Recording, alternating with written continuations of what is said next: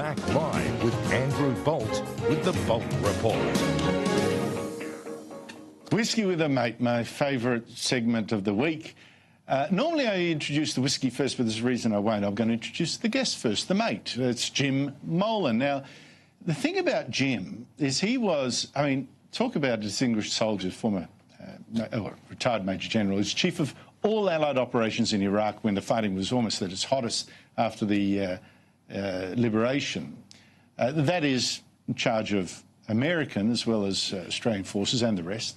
He also helped design Operation Sovereign Borders that stopped the boats coming. That's, you know, the ones that brought 50,000 illegal immigrants here. He helped design it and stop it.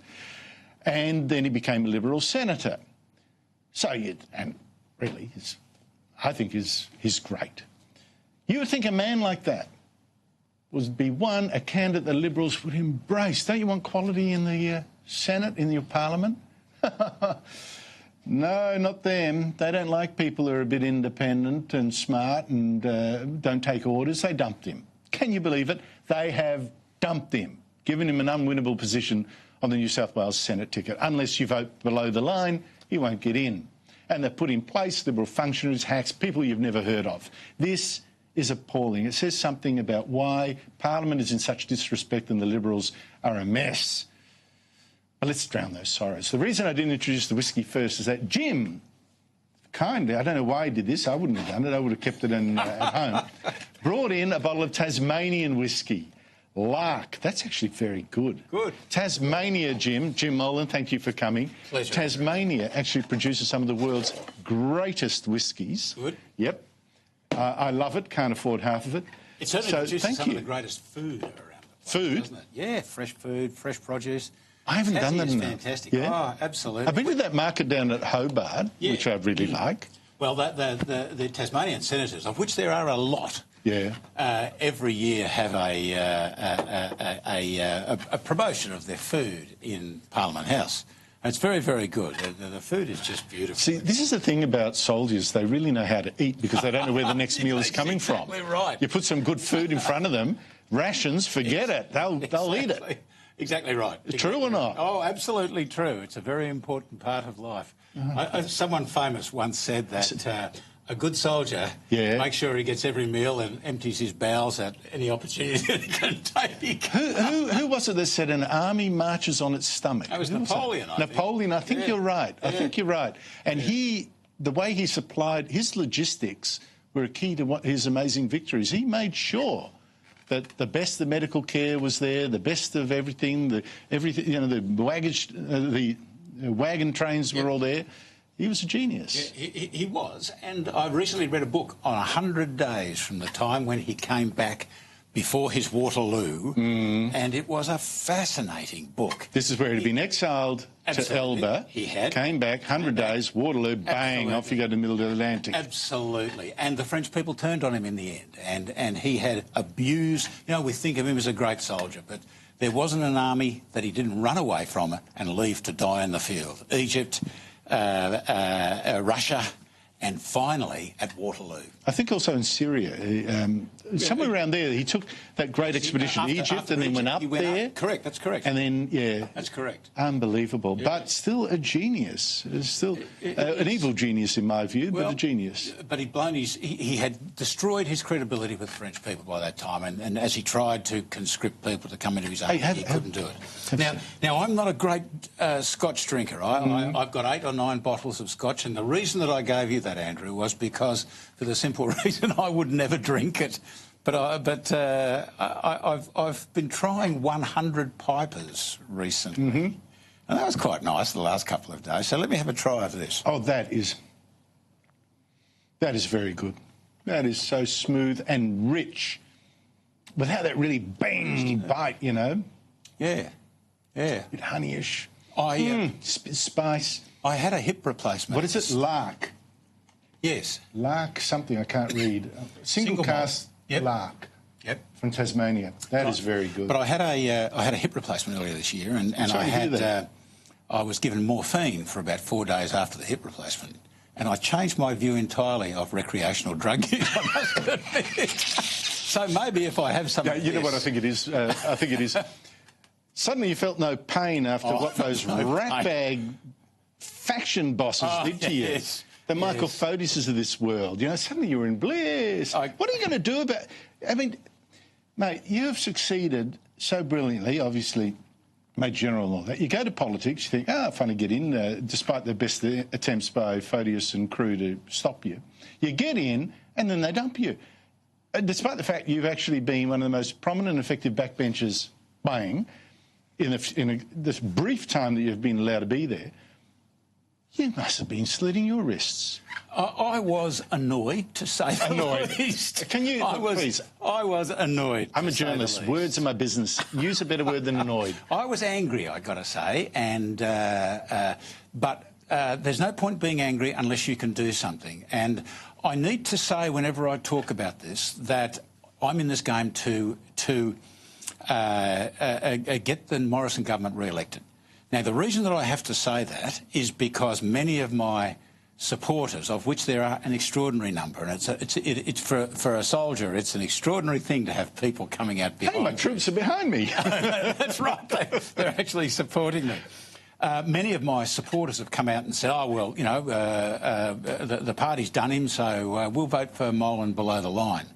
Now... So with a Senate ticket, you've got two options. You vote one, correct, just in the Senate, and then the preferences automatically flow, and they go 1, 2, 3, 4, 5 in the order that the faction bosses say you voted. So the non-entity, non-entity, non-entity, non-entity. If you're lucky, 6, that's you. Whereas below the line, you have to go 1, 2, 3, 4, 5, 6, 7, 8, 9, 10, 11, in the end. No, only 12. Only 12. Now Malcolm Turnbull will change that. So you're quite right. If you vote above the line, you accept what the party bosses tell you to do. Now, I can't go Revolt! Absolutely. I can't go out and advocate this because I'm a good party man. Vote 1 for Molan, and what the rest, I don't care. Andrew, I do feel it's my obligation to explain to every New South Wales voter how to vote below the line, but I can't advocate that. Listen, stick a video on your blog explaining it, and I'll link to it on my blog. I will. Or your Facebook page. And surprisingly enough, it should be there later this evening. All right, I'll link to it, and then people can make sure that someone of sense... But it must really disappoint you that merit doesn't seem to count enough with the Liberal Party. The interesting thing is that we run this line that we should choose women on the basis of merit. I thought we might start choosing men on the basis of merit. I've got to say, I don't want to be silly. Have you ever, I get this idea of Michael Fodius. We've never met. It's this evil genius that's presiding over the decline of the Liberal Party as he pushes global warmists and all that. And it's a lobbyist. How can you be a lobbyist representing businesses like AGL and still have influence in the Liberal Party? But who I mean, this is crazy. But have you ever met him and said, no, listen, Michael, what are you doing? No, I've met Michael many times, and Tony Abbott moved him out of the party by saying you can't be a lobbyist and a member of the executive at the same time. So I don't say that Photius did this. It's much more complicated than that. We are a party which John Howard has said for years and years and years, we're a broad church. I think that broad church is extraordinarily broad now. I wonder if it's even broader than during John Howard's time. Well, I wonder if it's so broad that one wing is going to fall off. Yeah, I hope not. I hope we can reconcile ourselves, and that's got to be the aim going into the election. We've got to hold ourselves together, which means that we may have to compromise to both sides of the party, or we will lose it after. They're not compromising, they're picking people up. What do you make of all these? Have a look what's going on now. All these so-called independent liberal moderates challenging, Greg Hunt and challenging Josh Frydenberg and challenging Tony Abbott. There's something suspicious going on here. Do you think there's some organisation? Oh, yes, and it starts with Get Up. And it starts with other organisations like that. And they're funded, as Wentworth was, they're funded and staffed by Labor Party. Do you think Malcolm Turnbull's involved? I doubt whether Malcolm himself is involved, but perhaps others related to him are. But, I never had a problem with Malcolm as a person. What surprised me was the National Energy Guarantee, and then the fact that he came out suddenly and said, I want you to choose between me and someone else. and surprised us all. We called the leadership ballot that he didn't need to, and that was the end of it. Absolutely. Oh, but haven't you got disillusioned with politics, mate? Strangely enough, I haven't. When I look around my colleagues, and my colleagues in the Senate and most in the House are good people. When I look around them... But look at the state of the party, and look at the backbiting, look at the treachery inside. There's a much bigger issue, and that bigger issue is to defend what Australia is about. And that's the bigger issue. I've worked in suboptimal organisations all my life. The military is... That's no way to talk about our army. The military is the most suboptimal organisation known to mankind. But we survive and we do very, very good things. We do difficult things very, very well.